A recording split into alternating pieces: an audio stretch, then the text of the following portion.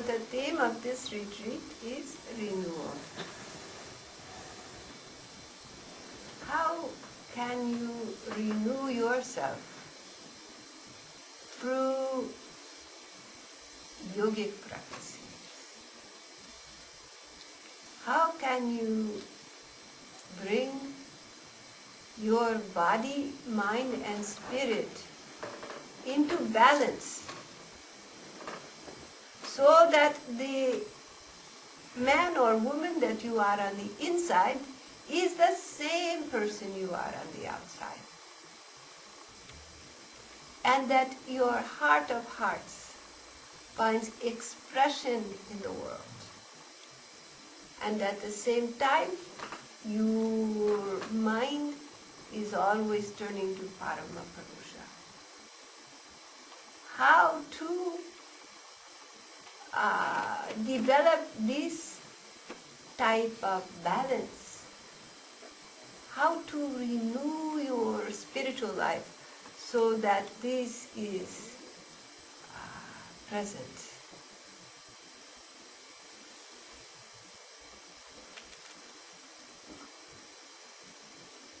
You know the foundation of yogic practice? Do you know what it is? What is the foundation? Yama, niyama. That is correct. That is correct. Yama and niyama are the foundation of spiritual practice. So if one wants to renew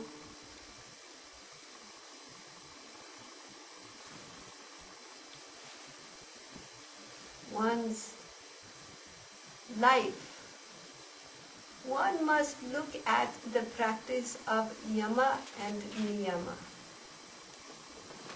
Because in this practice is the essential development of mind, so that you are able to do Brahma sadhana. Not only is yama and niyama the method for bringing parallelism between your Brahma sadhana and your daily life to transform the world into a sweet divine experience, but it is also a foundation to be able to turn your mind inward towards Parampurusha. Without yama and niyama, it is impossible to bring the mind to a state of equanimity. The mind is always in a state of disturbance in one direction or another. So the practices of yama and niyama are not merely idle rules to be followed, moral rules to be followed.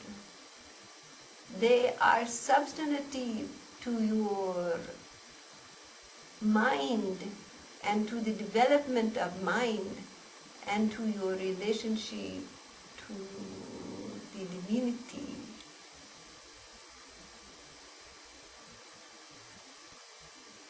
Without yama niyama, the mind tends to wander in various aggravated directions. So the following of yama and niyama gives a basis for spiritual life. And the question then comes, what does it mean to follow these practices? One can say, all right, asteya, stealing. Well, I haven't stolen any cars recently. I haven't stolen anybody's money. So I can check that one off. Is it so simple? Stealing? Most people who are sincerely seeking spiritual life generally are not thieves. So to simply say, don't steal, that seems easy enough. But if one is to take a deeper look at this concept, one begins to realize there are subtleties to the development of mental equanimity that have to do with reaching out and coveting that which belongs to another.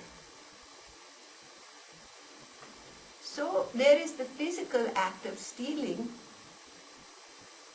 taking that which belongs to another. But there is the psychic act of coveting,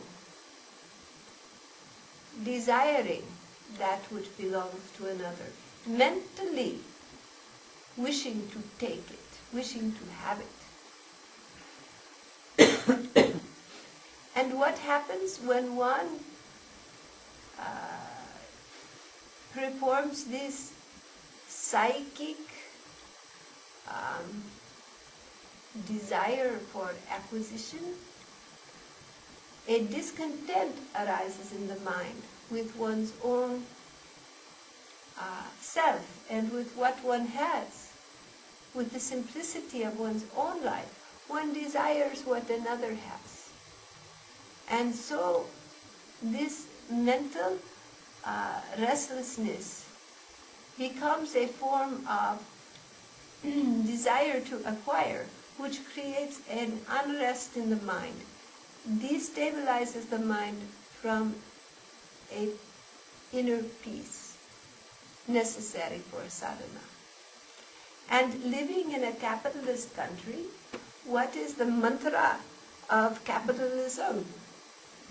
Want more, buy more, acquire more, have something that someone else doesn't have. That's something that someone else has that you don't have. You must acquire it, isn't it? This is the mantra of capitalism. Acquire more. It is fundamentally a violation of a stare, because there is no contentment in the mind, which always needs to acquire more and more, and which desires that which someone else has. So when the tendency of mind to desire or resent what another has settles out, what happens? Not only do you not wish to take from another, but you become quiet in the mind, content with what you have. So, santosha, contentment, is increased. All of the yamas and niyamas are bound together. They cannot be separated out.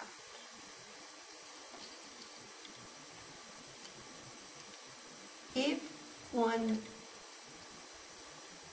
attempts to steal,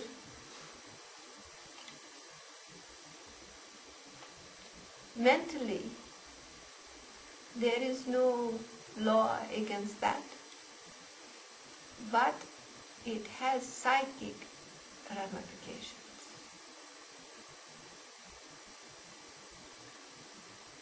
And if the tendency goes on and on, one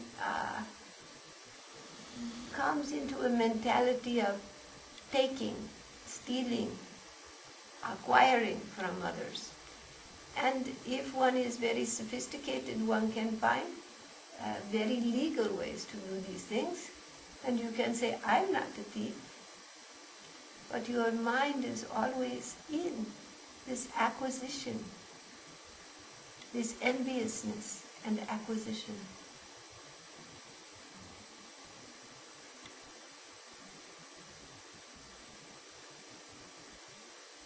And the acquisition may come at the harm of others, isn't it?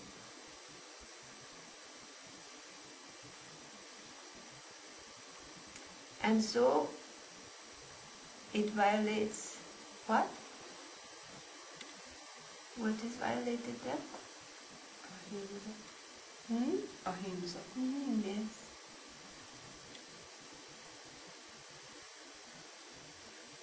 Likewise, if one is to follow ahimsa,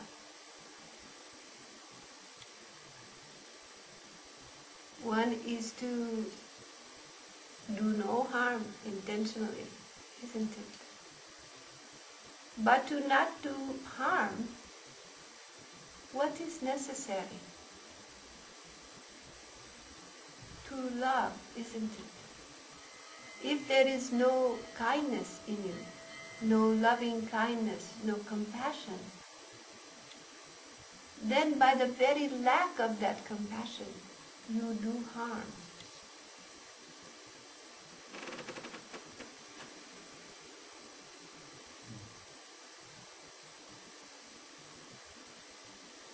So to practice harmlessness is to develop loving kindness, compassion, care for all living beings. It is to let your heart be soft.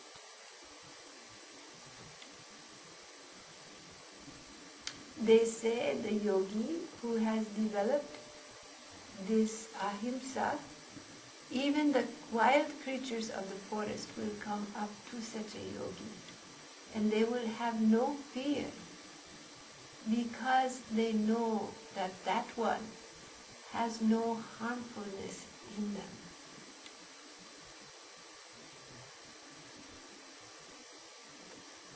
Thus the statue of Pashupati, the image of Pashupati, Shiva is surrounded by the creatures of the forest. Why? Because his love is so great that those creatures experience no fear in his presence. They become fearless due to the emanation of his love. So you model Lord Shiva in this. Let your loving kindness, your love for all living beings, grow to such an extent that all are safe in your presence.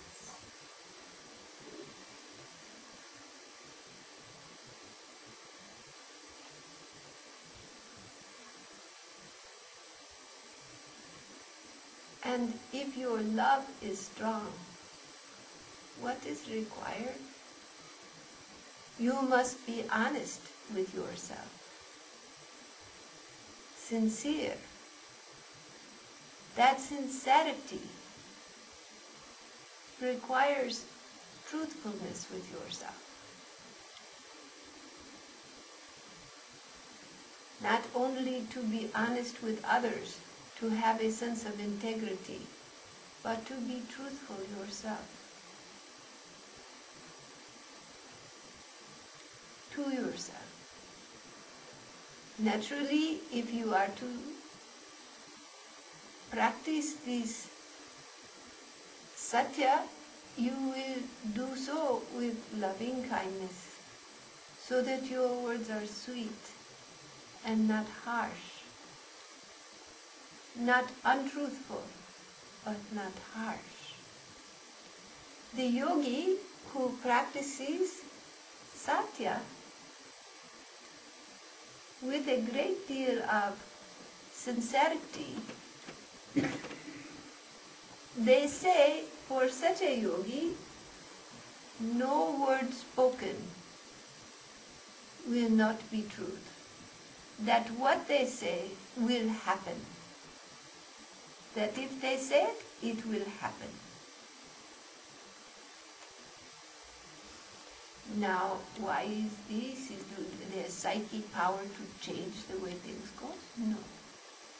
But when there is deep establishment in truth, only that truth is spoken. And from this establishment in truthfulness, in satya, there comes an ability to know the Supreme. For the deepest truth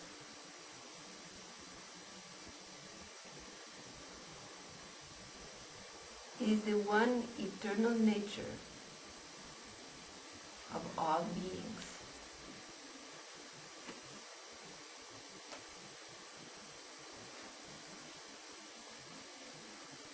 So, if one wants to be deeply honest, the yogi practicing satya seeks the deepest truth through deep sincerity and honesty.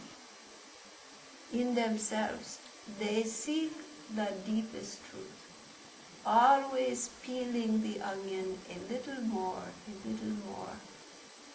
seeking the core, the truth.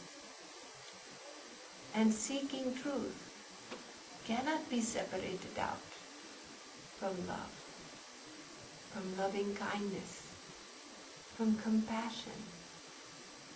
For if one sees the infinite in all beings, how can the heart be bound in hardness?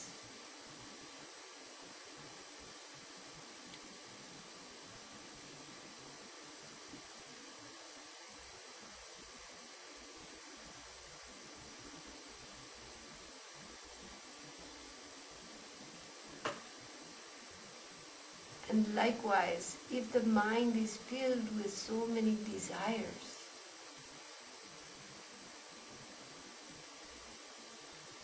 passions that overcome the mind,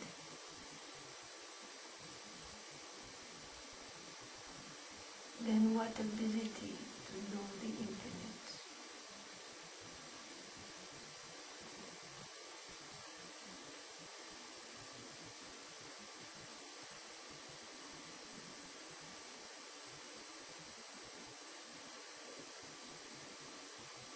All these passions must be directed towards Parampurusha. When they are directed towards worldly objects, worldly desires, they engage the mind in a sense of duality and separation, and a feeling of lack, that I must acquire this, I must acquire that. But when this same passion comes for Parampurusha, when one realizes that in everything that you are desiring that infinite love of the Supreme, then one begins to see through the sweet practice of Madhuvidya that only the infinite exists, that there is nothing else but the divine. And all that you have searched for and desired in your life, all that you have wanted, that you have had passion for, all that pleasures that you seek, is the pleasure of that love supreme, fulfilled, the pleasure of the dissolution of I and thou into one eternal self.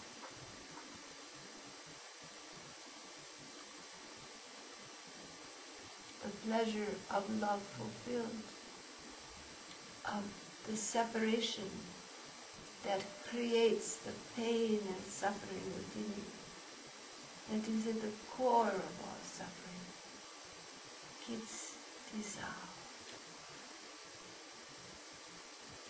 Let your passion be for that resolution of the true source of suffering.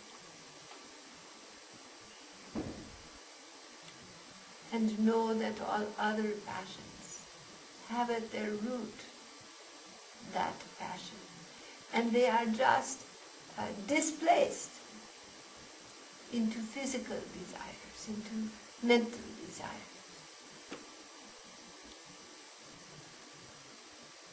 It is displacement of the yearning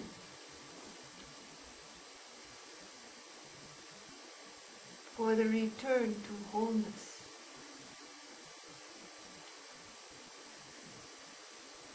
For the fulfillment of love.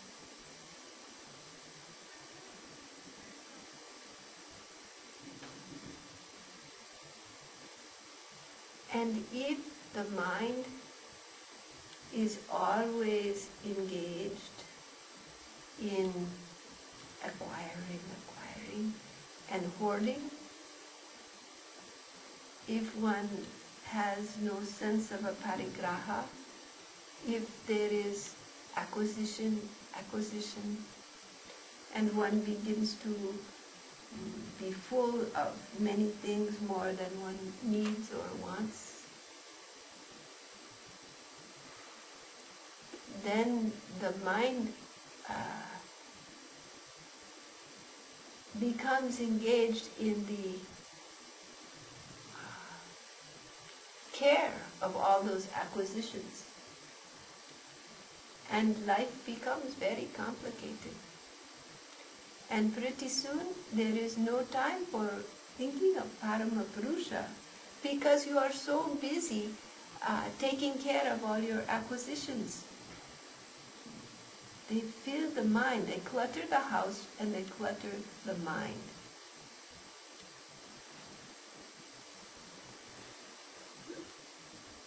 And what room is there to know yourself, to realize the great? You are too busy, you are too exhausted taking care of all these things you have. So the yogis recommend simplicity.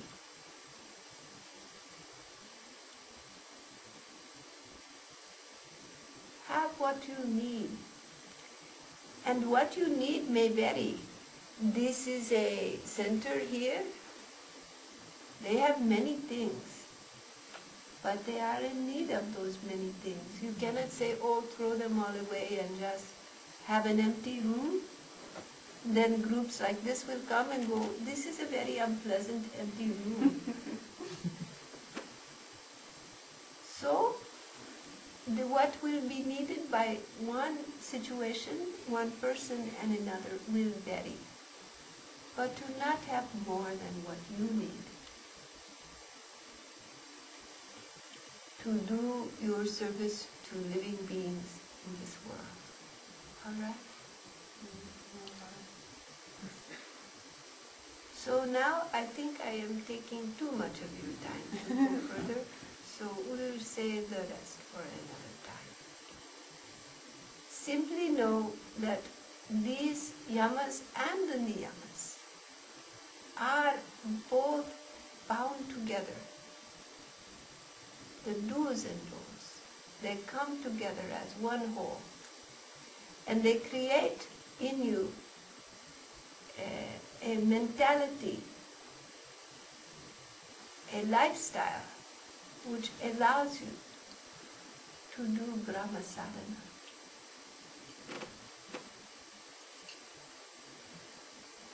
When they are ignored, it will disturb your capacity of sadhana. That is why the yogis have considered them always a foundation. And in ancient times, the people would have to meditate practice yama and niyama for many years before they would even be given diksha, before they would be given any practice. Because the practice is futile if you cannot do it. So, when you go home, I suggest to each of you, look up, begin to read your yamas and your niyamas, and contemplate them in your life.